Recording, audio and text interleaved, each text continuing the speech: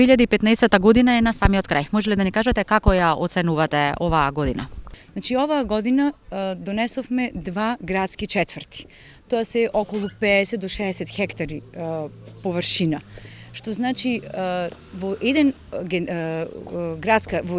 детален план за една градска четврт постојат околу 4 до 5, значи минатиот пат, мислам пред генералниот план, некаде околу 5 детални урбанистички планови постоја во таа урбанистичка четврт. Значи во овој случај со два урбанистички ние четврти некаде се приближуваме во она рамка кога и претходно работевме. Донесовме исто така урбанистички план и за локалитет Касарна Илинден, значи само за еден блок, кој што бидејќи тој ни е веќе поделен на повеќе блокови. Во тој дел беше програма на влада, со општина Чаир, бидејќи граничиме со Касарна Илинден сме и со општина Карпош, и со општина Чаир се извинувам, и за тоа е донесен детален план, ама тоа е проект на влада и е повеќе намена образование и пропратни содржини, бидејќи имаат намера да градат државен универзитет, што за тоа потоа, како ќе биде проектот и слично, за тоа покасно.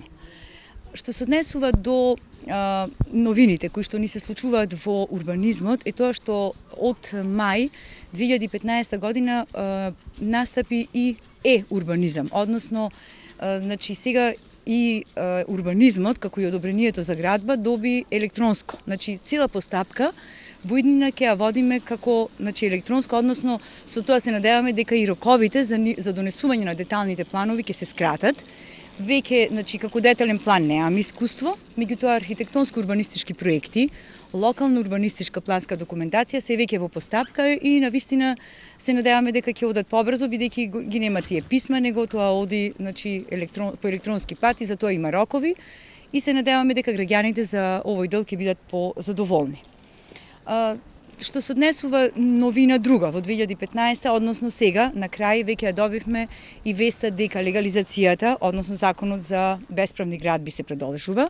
Кај нас веќе од понеделник, која беше датата, значи веќе се пристапи на барање, значи граѓаните можат да си поднесат барање за легализација, односно за бесправните градби да добијат тек. Меѓутоа морам да напоменам дека важи само за оние градби кои што се изградени до март 2011.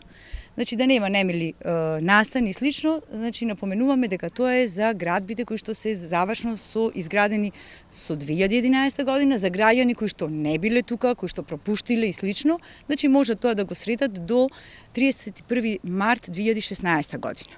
И до тогаш треба да бидат и елаборатите готови за геодетските елаборати. Одобренијата за градба, исто значи спроведувањето на урбанистички планови, исто така тече во незначителен тек. Има одобиено околу 266 барања за одобрение за градба, од кои 96 се идејни проекти, за кои тече постапката, а некаде околу 100-120 веќе имаме издадено одобрение за градба.